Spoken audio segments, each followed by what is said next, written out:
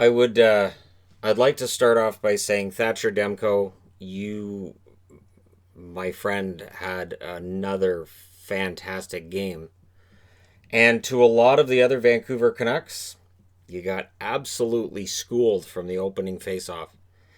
And, the right team wins. So we'll go back to game 5. The Canucks are outshot 43 to 17. Demko saves 42 out of 43. Game 6, Demko saves 48 to set a record for saves in a regulation game without needing overtime. This is not a Canucks team that kept the shots against down well enough. And yet tonight, well, they allowed the fewest shots they had in any of the starts Demko got. But eventually a wall's going to break. And, Vegas, to their credit, they never gave up on it. They did look frustrated at times tonight, but the better team won. The one concern I had with this series was that if Vancouver had somehow eked out a win, I really don't see them giving much of a fight against the Dallas Stars. With the amount of offense that the Dallas Stars are able to throw out there, I really think they would have figured out Demko pretty quick. And not only that, but the next game is on, I'm pretty sure it's on Sunday. So there's no rest for the wicked. Whoever wins these games today, now being Vegas and Dallas, pretty sure they're playing on Sunday in game 1. So, yeah, there's one day off, and then you're right back at it. And for the teams in the East, tomorrow, of course, we have the Islanders and the Flyers, and then Monday is game 1 in the conference final for the East. So there is no time off. And, Demko on no rest looked fantastic. It was Leonard versus Demko, and I know there were Vegas fans that were all panicked about Leonard. Look, Robin Leonard's a good goaltender. It's not his fault they can't score on Demko. And honestly, Leonard gets 3 wins in this series, and they're all shutouts. And tonight was the easiest shutout he's going to get. I would say of the opportunities the Canucks had, 2 of them were really good? Maybe. So it's Leonard, Demko. Carnell does the anthem for Vegas. Linné did the O Canada anthem. So Vegas, being the home team, they get their anthem singers. Always love seeing Carnell sing the anthem. And we're going to see that again in the next round, where Vegas will be the home team against Dallas. So no sex in the lineup on the fourth line. Cousins came out. Carrier hit a post early, and Vegas made an early push. And Stone looked really, really dangerous right out of the gate. Shots were 4-0 Vegas, 4 minutes in, lots of physicality. So this wasn't just a matter of Vegas coming out tonight and getting a lot of shots. They didn't get as many shots as the last game. But this was Vegas throwing the body a lot. There wasn't a single uncontested puck for Vancouver. It felt a lot like earlier in the series. It felt like game 1. It felt kind of like game 3. There were no uncontested pucks. This was a tough night for Vancouver. There was no easy pass. Braden McNabb, for instance, I thought had a great game. After a pedestrian game in the last one, I thought he played really well, sticking the lane at all times, bumping pucks out when he had to.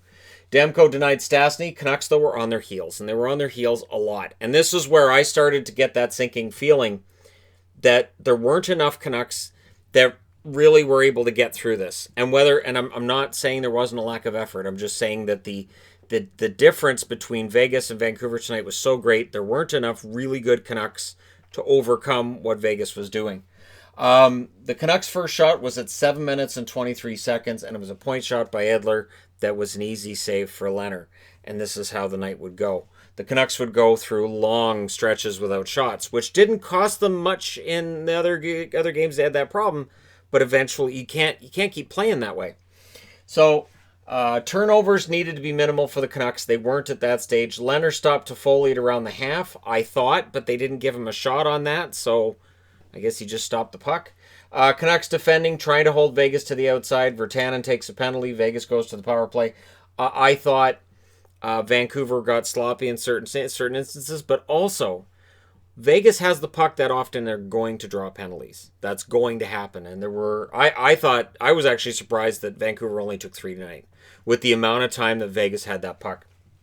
So, Smith was stopped by Demko. 3 shots on the power play. The shots were 10-2 Vegas with 5 minutes to go. Yeah. So again, while as Canuck fans we can say, man, that result.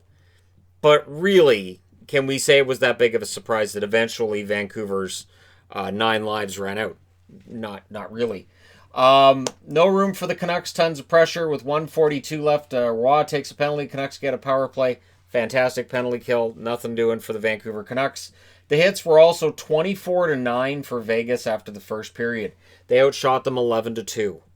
They are hitting and shooting, and it's domination by the Vegas Golden Knights. Second period, 2 shots in 96 against Colorado and in 2011 against Nashville in a period for Vancouver. Both of those games they won.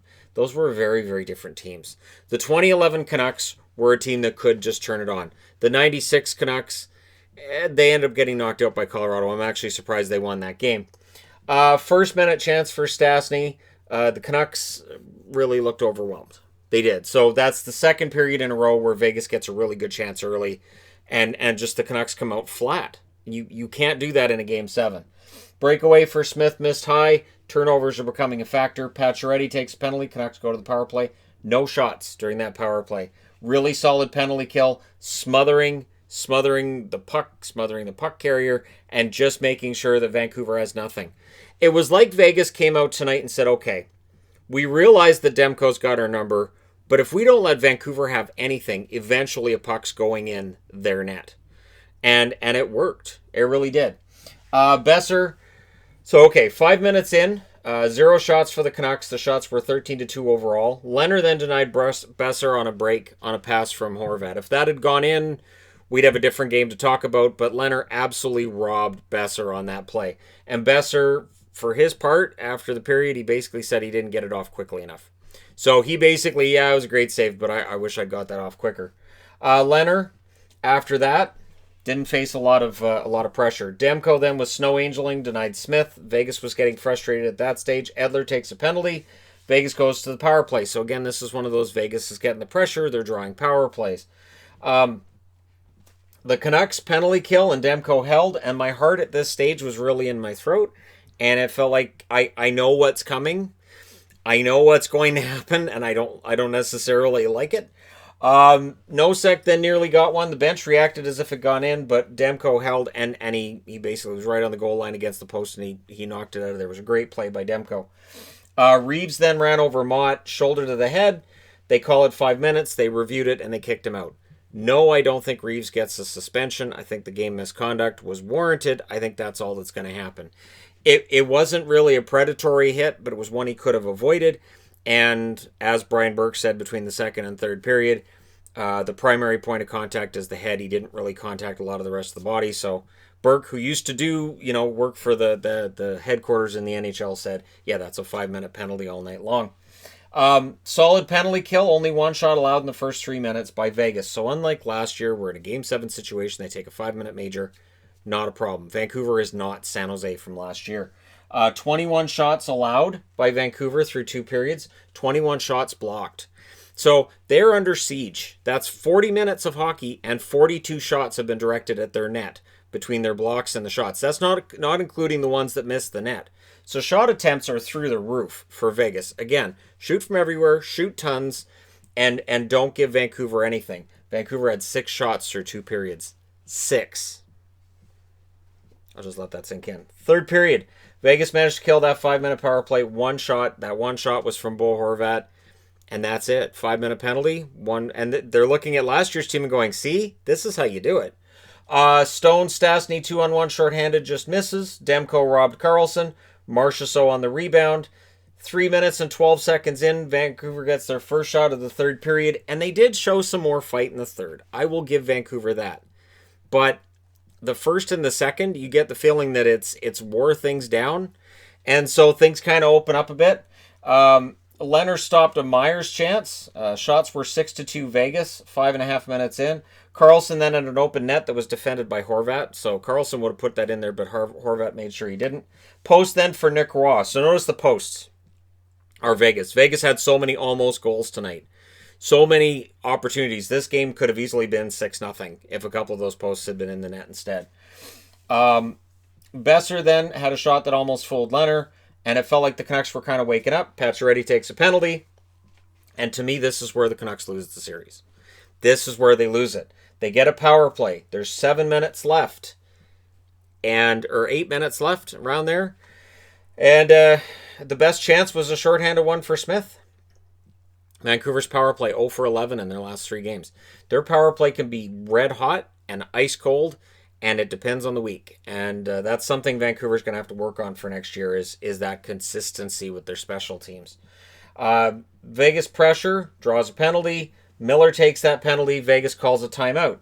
Smart move. They score on the power play. It's Theodore from Smith at 13:52, and the right team's leading.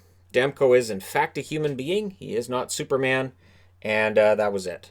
At that stage, I knew the game was over because Vancouver just wasn't getting enough opportunities. It was a 1-0 lead. Vegas was not going to lose this in a Game 7, not after last year. They learned a lot from last year, clearly.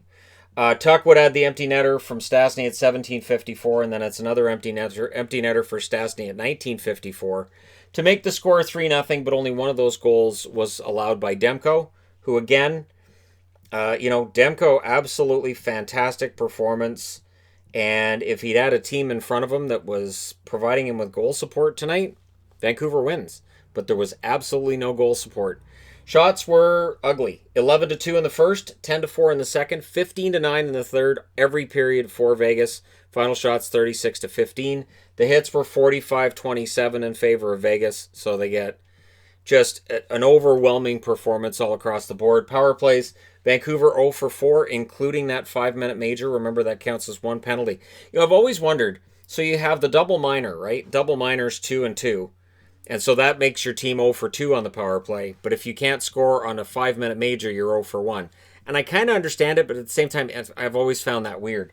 Vegas 1 for 3 on their power plays. They made it count. Their power play ends up coming through and winning them the series. Demko, 33 saves on 34 shots. Leonard saved the 13 shots he faced, including the couple of difficult ones. But for Vancouver, they know now what they have to get to. This is the template. They have to be stronger, they have to be faster, they have to play a smarter game, and this is one of those learning experiences for the Vancouver Canucks. I've been watching them since 1981. I've seen Vancouver go through many learning experiences over the years. You always tell a kid, this is a learning experience. The Canucks have had enough learning experiences that they should have a doctorate coming to them from Yale or Harvard or something, because throughout the 40 years I've been watching them, and it'll be 40 years. Yeah, since 81, it's 39 years. This is my 40th season watching them. It's been a lot of learning experiences. They've never won their last playoff game. And this is a roster that has a lot of potential, but Vegas swept that potential aside in a Game 7 today, and they made it look relatively easy. They were bigger, stronger, faster, better on the puck, contesting every single play. And if they play this way against Dallas, they can absolutely beat Dallas. But Dallas is going to present a different challenge for Vegas because Dallas is a bigger team, a more veteran team, and they're capable of maybe countering Reeves just a little bit. We'll see what happens. I'll be previewing that series tomorrow. I'll do the preview for that series before we get into the Islanders and Flyers Game 7 tomorrow evening, depending on where you are, or tomorrow night, or I guess depending on where you are in the globe, it could be the next morning. Anyways, thank you guys so much for watching. Canuck fans, don't get too down about this. They will be back. For younger Canuck fans, don't worry. You get used to it. I've gotten used to it over the years. Listened to a couple angry songs before I fired up the webcam for this one. And, this is just sort of what happens when you're a Canuck fan. And there you go. So let me know your thoughts regarding this game in the comment section below. Congratulations to the Vegas Golden Knights. Like I said, the right team won. And don't forget to hit like and subscribe if you're browsing your way through. You just happened upon this video. Thank you guys so much for all your support. I will talk to you again soon.